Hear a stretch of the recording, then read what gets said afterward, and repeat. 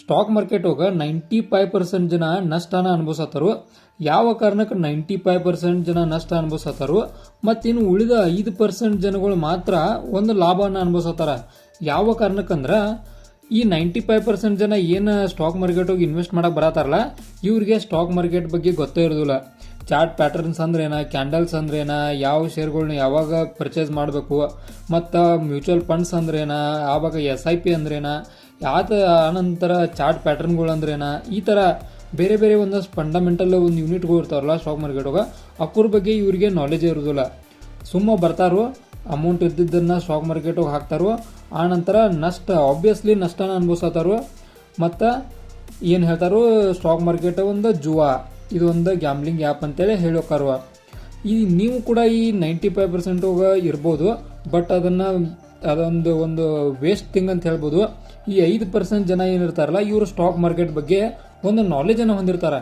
ಅಂದ್ರೆ stock market ಅಂದ್ರೆ ಯಾವ ರೀತಿ ಮೂವ್ ಆಕೈತಿ, ಪ್ಯಾಟರ್ನ್ಸ್ ಅಂದ್ರೇನ, ಆನಂತರ ಚಾರ್ಟ್ಗಳು ಅಂದ್ರೇನ, ಮತ್ತು ಏನು ಬುಲಿಶ್ ಪ್ಯಾಟರ್ನ್ ಅಂದ್ರೇನ, ಬಿಯರಿಶ್ ಪ್ಯಾಟರ್ನ್ ಅಂದ್ರೇನ, ಈ ಮಾರ್ನಿಂಗ್ ಸ್ಟಾರ್ ಅಂದ್ರೇನ, ಈ ಥರ ಎಲ್ಲ ರೀತಿಯ ಫಂಡಮೆಂಟಲ್ ಯೂನಿಟ್ಗಳನ್ನ ಈ 5% ಜನ ತಿಳ್ಕೊಂಡಿರ್ತಾರೋ. ನೀವು ಈ 5% ಜನದಾಗ ಹೋಗ್ಬೇಕಂದ್ರೆ ಇವತ್ತು ನಾ ಹೇಳೋ 7 ಸ್ಟೆಪ್ಗಳನ್ನ ಫಾಲೋ ಮಾಡಿರಿ. ಈ 7 ಸ್ಟೆಪ್ಗಳ ಮೋಸ್ಟ್ ಇಂಪಾರ್ಟೆಂಟ್ ಸ್ಟೆಪ್ಗಳಾಗಿದ್ದಾವೆ. ಆದ್ದರಿಂದ ಈ ವಿಡಿಯೋ ಬಿಗಿನರ್ಸ್ಗಳಿಗೂ ಮತ್ತು ಅಡ್ವಾನ್ಸ್ ಲೆವೆಲ್ದವರಿಗೂ ಹೆಲ್ಪ್ ಆಕಾವ ಅಂತ ಅನ್ಕೊಂಡನು. ವಿಡಿಯೋನ ಸ್ಟಾರ್ಟ್ ಮಾಡೋಣ. ಮೊದಲನೇ ಸ್ಟೆಪ್ನೊಂದಿಗೆ ವಿಡಿಯೋನ ಸ್ಟಾರ್ಟ್ ಮಾಡೋದಾದ್ರೆ, ಮೊದಲನೇ ಸ್ಟೆಪ್ಪ ಒಂದು ಸ್ಟಾಕ್ ಮಾರ್ಕೆಟ್ ಬಗ್ಗೆ ಒಂದು ಶಿಕ್ಷಣ ಪಡಿಬೇಕು ನೀವು. ಅಂದ್ರೆ ಏನಪ್ಪ, ಈಗ ನಾವು ಸ್ಟಾಕ್ ಮಾರ್ಕೆಟ್ ಬಗ್ಗೆ ಶಿಕ್ಷಣ ಅಂದ್ರೆ, ಸ್ಟಾಕ್ ಮಾರ್ಕೆಟ್ ಅಂದ್ರೇನ ಅಂದ್ರೆ ಯಾವ ರೀತಿಯಾಗಿ ಸ್ಟಾಕ್ ಮಾರ್ಕೆಟ ಮೂವ್ ಆಕೈತಿ, ಮತ್ತು ಯಾವ ರೀತಿಯಾಗಿ ಪ್ರೆಸೆಂಟ್ ನ್ಯೂಸ್ಗಳ ಸ್ಟಾಕ್ ಮಾರ್ಕೆಟ್ ಮ್ಯಾಗ ಎಫೆಕ್ಟ್ ಬೀಳತ್ತಾವ ಅನ್ನೋ ಎಲ್ಲ ಥರದ ಮಾಹಿತಿಯನ್ನು ತಿಳ್ಕೊಬೇಕು. ಆನಂತರ ಬೇಸಿಕ್ ತರಗತಿಗಳು, ಯೂಟ್ಯೂಬ್ ಚಾನಲ್ಗೆ ಅನೇಕ ಕ್ಲಾಸ್ಗಳು, ಆನಂತರ ಪುಸ್ತಕಗಳು, ಆನ್ಲೈನ್ ಕೋರ್ಸ್ಗಳ, ಆನಂತರ ಮೂಲಭೂತ ವಿಚಾರಗಳನ್ನ ತಿಳ್ಕೊಬೇಕಾ. ಮತ್ತು ಅಂದ್ರೆ ಶೇರ್ ಅಂದ್ರೇನ, ಆವಾಗ ಡಿವಿಡೆಂಟ್ ಅಂದ್ರೇನ, ಆವಾಗ PV ರೇಷಿಯೋ ಅಂದ್ರೇನ, ಈ ಥರ ಬೇರೆ ಬೇರೆ ಆದ ಮೂಲಭೂತ ವಿಚಾರಗಳನ್ನ ತಿಳ್ಕೊಳ್ಬೇಕಾಕೈತಿ. ಮೊದಲನೇದೇನ ಶಿಕ್ಷಣ ಪಡಿಬೇಕು. ಮೊದಲನೇ ಸ್ಟೆಪ್ ಸ್ಟಾಕ್ ಮಾರ್ಕೆಟ್ ಬಗ್ಗೆ ಶಿಕ್ಷಣ ಪಡೆಯೋದು ಮೋಸ್ಟ್ ಇಂಪಾರ್ಟೆಂಟ್ ಆಗೈತಿ. ಈ ಶಿಕ್ಷಣವನ್ನು ನಮ್ಮ ಯೂಟ್ಯೂಬ್ ಚಾನಲ್ ನಾವು ನೀಡೇ ಇರ್ತವೆ. ಈ ಬಿಗಿನರ್ಸ್ ಅಂದ್ರೆ ಅಡ್ವಾನ್ಸ್ ಲೆವೆಲ್ಗೆ ನಮ್ಮ ಚಾನಲ್ಗೆ ಎಲ್ಲ ರೀತಿ ವಿಡಿಯೋ ಅಪ್ಲೋಡ್ ಆಕಾವು. ಆನಂತರ ಎರಡನೇದು ನೋಡೋಣ ನಾವು. ಎರಡನೇ ಸ್ಟೆಪ್ ಸ್ಟೆಪ್ ನಂಬರ್ 2 ನೋಡೋದಾದ್ರೆ, ಒಂದು ಗುರಿ ಹೊಂದ್ಬೇಕು ನಾವು. ಅಂದ್ರೆ ನಾವೇನು ಮಾಡಕ್ಕೆ ಬಂದವು, ಉದಾಹರಣೆಗೆ ನೋಡೋದಾದ್ರೆ ನಾವು ದೀರ್ಘಾವಧಿಯ ಸಂಪತ್ತನ್ನು ನಿರ್ಮಾಣ ಮಾಡಕ್ಕೆ ಬಂದವು, ಇನ್ನು ಅಲ್ಪಾವಧಿಯ ಲಾಭಕ್ಕಾಗಿ ಬಂದವು. ಅಂದ್ರೆ ಉದಾಹರಣೆ ತಿಳ್ಕೊಳ್ಳೋನು, ದೀರ್ಘಾವಧಿಯ ಸಂಪತ್ತಿಗಾಗಿ ಬಂದವು ಅಂದ್ರೆ ನೀವು ಲಾಂಗ್ ಟರ್ಮ್ ಇನ್ವೆಸ್ಟ್ಮೆಂಟ್ ಕಡೆ ಅಂದ್ರೆ SIP ಆಗಲಿ, ಮ್ಯೂಚುವಲ್ ಫಂಡ್ಗಳಾಗಲಿ, ಈ ಥರ ಲಾಂಗ್ ಟರ್ಮ್ ಇನ್ವೆಸ್ಟ್ಮೆಂಟ್ಗಳಿಗೆ ನೀವು ಒಂದು ಶೇರನ್ನು ಪರ್ಚೇಸ್ ಮಾಡಿ ಅದನ್ನು ಹೋಲ್ಡ್ ಹೋಗಿ ಇಡೋದಾಗಲಿ, ಇವೆಲ್ಲ ಲಾಂಗ್ ಟರ್ಮ್ ಇನ್ವೆಸ್ಟ್ಮೆಂಟ್ ಹೋಗಿ ಬರ್ತಾವೆ. ಅಂದ್ರೆ ನಿಮಗೆ ದೀರ್ಘಾವಧಿಯ ಲಾಭ ಬೇಕಾಗಿದ್ರೆ ಒಂದು ಲಾಂಗ್ ಟರ್ಮ್ ಇನ್ವೆಸ್ಟ್ಮೆಂಟ್ ಕಡೆ ಹೋಗ್ತೀರಿ. ಆನಂತರ ಅಲ್ಪಾವಧಿಯ ಲಾಭ, ಈ ಅಲ್ಪಾವಧಿಯ ಲಾಭಕ್ಕೋಸ್ಕರ ನೀವು ಸ್ಟಾಕ್ ಮಾರ್ಕೆಟ್ಗೆ ಬಂದಿರ ಅಂದ್ರೆ ಆಬ್ವಿಯಸ್ಲಿ ಫಸ್ಟ್ ಬರೋದು ಟ್ರೇಡಿಂಗ್. ಏನು ಬರ್ತೈತಿ, ಫಸ್ಟ್ ಟ್ರೇಡಿಂಗ್ ಬರ್ತೈತಿ. ಅಂದ್ರೆ ಟ್ರೇಡಿಂಗ್ ಅದ್ರಾಗೂ ಇಂಟ್ರಾಡೇ ಆಗಲಿ, ಸ್ವಿಂಗ್ ಟ್ರೇಡಿಂಗ್ ಆಗಲಿ, ಈ ರೀತಿ ಬೇರೆ ಬೇರೆ ಟ್ರೇಡಿಂಗ್ ಅದಾವು. ಈ ಟ್ರೇಡಿಂಗ್ ಒಳಗೆ ನಿಮಗೆ ಲೆವರೇಜ್ ಸಿಗ್ತೈತಿ. ಅಂದ್ರೆ ಇಂಟ್ರಾಡೇ ಮಾಡ್ತಂದು 5% ಒಂದು 5x ಹೋಗೋ ಲೆವರೇಜ್ ಸಿಗ್ತೈತಿ. ಈ ರೀತಿ ಟ್ರೇಡಿಂಗ್ ಒಳಗೆ ಅಲ್ಪಾವಧಿಯ ಆಪ್ಷನ್ ಟ್ರೇಡಿಂಗ್ ಮಾಡೋದ್ ಮುಂದೆ ನಾವು ನೋಡ್ಬೋದು. ನೀವು ಅಲ್ಪಾವಧಿಗೆ 10,000 ಹಾಕಿ ಆಗಿಂದಾಗ ನೀವು ಒಂದು 5,000 10,000 ಲಾಭ ತಗೋಬೋದು. ಮತ್ತು ಯಾವ ರೀತಿಯಾಗಿ ಲಾಭ ಬರ್ತಿರ್ತೈತಲ್ಲ ಅದೇ ರೀತಿಯಾಗಿ ನಷ್ಟ ಕೂಡ ಉಂಟಾಗಿರ್ತೈತಿ ಟ್ರೇಡಿಂಗ್ ಒಳಗೆ. ಆದ್ದರಿಂದ ಟ್ರೇಡಿಂಗ್ ಬಗ್ಗೆ ಒಂದಷ್ಟು ಮಾಹಿತಿಗಳನ್ನ ತಿಳ್ಕೊಬೇಕಾಗಿರೋದು ಮೋಸ್ಟ್ ಇಂಪಾರ್ಟೆಂಟ್ ಆಗೈತಿ. ಟ್ರೇಡಿಂಗ್ ಒಳಗೆ ಕ್ಯಾಂಡಲ್ಸ್, ಚಾರ್ಟ್ ಪ್ಯಾಟರ್ನ್ಸ್ಗಳ, ಆನಂತರ ವ್ಯಾಲ್ಯೂಮ್ ಆಗಲಿ, ಇವೆಲ್ಲ ಮೋಸ್ಟ್ ಇಂಪಾರ್ಟೆಂಟ್ ಆಕಾವು. ಅವ್ರ ಬಗ್ಗೆ ಅಂದ್ರೆ ನಮ್ಮ ಚಾನಲ್ಗೆ ಇರತ್ತವ, ನೀವು ವಿಡಿಯೋಗಳು ನೋಡ್ರಿ. ಆನಂತರ 3ನೇ ಸ್ಟೆಪ್ ಕಡೆ ಹೋಗೋಣ ನಾವು. 2ನೇ ಸ್ಟೆಪ್ಪಿನ ಒಂದು ಗುರಿ ಹೊಂದಬೇಕು ನಾವು. ಈಗ 3ನೇ ಸ್ಟೆಪ್ ನೋಡೋಣ. ಒಂದು ಡಿಮ್ಯಾಟ್ ಅಕೌಂಟನ್ನು ತೆರಿಬೇಕು ನೀವು. 3ನೇ ಸ್ಟೆಪ್ ಒಳಗಿನ ಒಂದು ಡಿಮ್ಯಾಟ್ ಅಕೌಂಟ, ಅದು ಯಾವುದೇ ರೀತಿ ಮಿಸ್ಟೇಕ್ ಇಲ್ದಂಗೆ. ಅಂದ್ರೆ ಈಗ ನಾವು ನೋಡ್ಬೋದು, ಚಲೋ ಬ್ರೋಕರ್ಗಳ ಕಡೆ ಮೂಲಕ ಒಂದು ಡಿಮ್ಯಾಟ್ ಅಕೌಂಟ್ ತೆಗೆದು ಚಲೋ ಆಕೈತಿ. ಅಂದ್ರೆ ಬೆಟ್ರ. ಅಂದ್ರೆ ಹೆಚ್ಚಿಗೆ ಒಂದು GST ಕಟ್ಟದ, ಆನಂತರ ಬೇರೆ ಬೇರೆ ರೀತಿಯ ಒಂದಷ್ಟು ಫೈನ್ಗಳನ್ನ ಒಂದು ತಡೆ ಹಿಡಿಯುವ ಮೂಲಕ ಒಂದು ಚಲೋ ಇದನ್ನು ತೆಗಿಬೇಕಂದ್ರೆ ನಾವು ಉದಾಹರಣೆಗೆ ಒಂದಷ್ಟು ಆ್ಯಪ್ಗಳು ನೋಡ್ಬೋದು. ಅದು ಗ್ರೋತ್ ಆಗಲಿ, ಅಪ್ ಸ್ಟಾಕ್ ಆಗಲಿ, ಏಂಜಲ್ ಒನ್ ಆಗಲಿ, ಈ ರೀತಿ ಅನೇಕ ಆ್ಯಪ್ ಅದಾವು. ನಿಮಗೆ ಯಾವುದೋ ಒಂದು ಸ್ಪೆಸಿಫಿಕ್ ಆಗಿ ಚಲೋ ಅನಿಸ್ತೈತಲ್ಲ ಆ ಆ್ಯಪ್ ಒಳಗೆ ನೀವು ಒಂದು ಡಿಮ್ಯಾಟ್ ಅಕೌಂಟ್ ಮಾಡಿರಿ. ಡಿಮ್ಯಾಟ್ ಅಕೌಂಟ್ ಅದು ಯಾವುದೇ ರೀತಿಯ ಮಿಸ್ಟೇಕ್ ಮಾಡ್ದ ಒಂದು ಡಿಮ್ಯಾಟ್ ಅಕೌಂಟ್ ಮಾಡುವ ಮೂಲಕ ನೀವು ಇಲ್ಲಿ ಖಾತೆಯನ್ನು ತೆರಿಬೋದು. ಆನಂತರ ಇದು 3ನೇ ಸ್ಟೆಪ್ ಆಗಿತ್ತು. ಈಗ 4ನೇ ಸ್ಟೆಪ್ ಕಡೆ ಹೋಗೋಣ ನಾವು. 4ನೇ ಸ್ಟೆಪ್ ಏನಂದ್ರೆ ಫಂಡಮೆಂಟಲ್ ಯೂನಿಟ್ ಅಂದ್ರೆ ವಿಶ್ಲೇಷಣೆಯ ತಿಳ್ಕೊಳ್ತಾವ ನಾವು. ಅಂದ್ರೆ ಏನು ಫಂಡಮೆಂಟಲ್ ಅಂದ್ರೆ ಕಂಪನಿ ಈಗ ಲಾಂಗ್ ಟರ್ಮ್ ಇನ್ವೆಸ್ಟ್ಮೆಂಟ್ ಮಾಡೋರಿಗೆ ಇದು ಮೋಸ್ಟ್ ಇಂಪಾರ್ಟೆಂಟ್ ಆಕೈತಿ. ಅಂದ್ರೆ ಒಂದು ಕಂಪ್ನಿ ಈಗ ಉದಾಹರಣೆಗೆ ನಾವು MRF ಆಗಲಿ, ಇನ್ಫೋಸಿಸ್ ಆಗಲಿ, ಈ ರೀತಿ ಒಂದು ಕಂಪ್ನಿ ಬಗ್ಗೆ ನಾವು ತಿಳ್ಕೊಳ್ಬೇಕಾದ್ರೆ ಅದರ ರೆವಿನ್ಯೂ ಎಷ್ಟೈತಿ, ಪ್ರಾಫಿಟ್ ಎಷ್ಟೈತಿ, ಡೆಪ್ತ್ ಎಷ್ಟೈತಿ, ಆ ಬಳಿಕ ಪ್ರಮೋಟರ್ ಹೋಲ್ಡಿಂಗ್ಸ್ ಎಷ್ಟೈತಿ, ಆ ಬಳಿಕ ಡಿವಿಡೆಂಟ್ ಹಿಸ್ಟ್ರಿ ಎಷ್ಟೈತಿ, ಈ ರೀತಿಯಾದ ಒಂದಷ್ಟು ಫಂಡಮೆಂಟಲ್ ಯೂನಿಟ್ಗಳನ್ನ ತಿಳ್ಕೊಬೇಕಾಕೈತಿ ನಾವು. ಉದಾಹರಣೆಗೆ ಇನ್ಫೋಸಿಸ್ ಯಾವ ಥರ ಕಂಪ್ನಿ ಐತಿ, ಇದರ ಮಾಲೀಕರು ಯಾವ ಥರ ಚೇಂಜ್ ಆಗತ್ತಾರೋ, ಮತ್ತು ಯಾವ ಥರ ಇದನ್ನು ಒಂದು ಕಂಪ್ನಿ ಮೂವ್ ಆಗೈತಿ ಅನ್ನೋದೆಲ್ಲ ಲಾಂಗ್ ಟರ್ಮ್ ಇನ್ವೆಸ್ಟ್ಮೆಂಟ್ಗಳಿಗೆ ಮೋಸ್ಟ್ ಇಂಪಾರ್ಟೆಂಟ್ ಆಕೈತಿ. ಇದು ಟ್ರೇಡಿಂಗ್ ಮಾಡೋರು ಸ್ವಲ್ಪ ಮಟ್ಟಿಗೆ ಕಡಿಮೆ ಇಂಪಾರ್ಟೆಂಟ್ ಆಗ್ಬೋದು, ಬಟ್ ಇಂಪಾರ್ಟೆಂಟ್ ಆಕೈತಿ. ಆನಂತರ 5ನೇ ಸ್ಟೆಪ್ ಕಡೆ ಹೋಗೋಣೀಗ.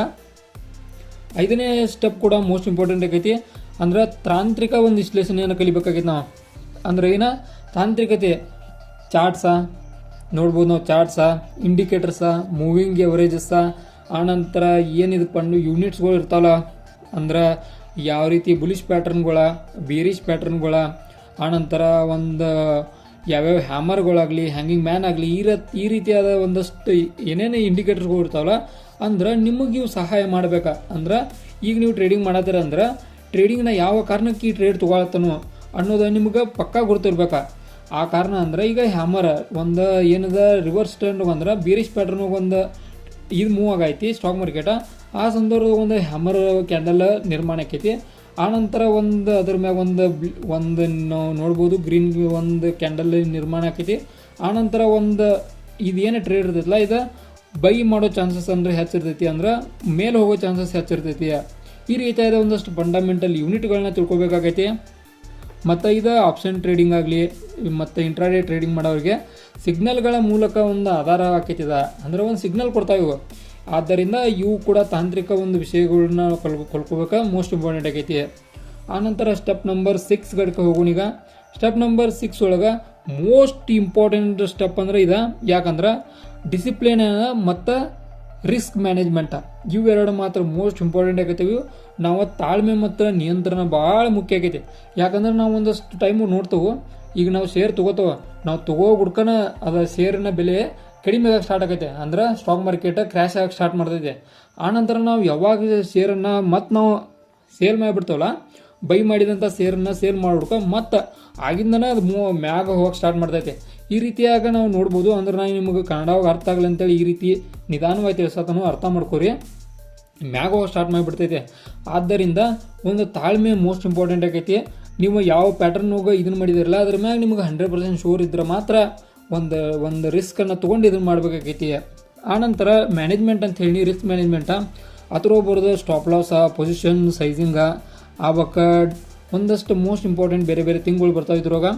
ಸ್ಟಾಪ್ ಲಾಸನ್ನು ಇಡಬೇಕಂದ್ರೆ ಆನಂತರ ಈಗ ಒಂದು 10,000 ರೂಪಾಯಿ ಇಟ್ಟರಿ, ಅದರಲ್ಲಿ ನೀವು 2,000 3,000 ರೂಪಾಯಿ ಬಂದ್ರೆ ಸಾಕು ನಿಮ್ಗೆ, ಅಷ್ಟರೊಳಗೆ ನಿಮ್ಗೆ ಪ್ರಾಫಿಟ್ ಬಂದಿರ್ತೈತಿ.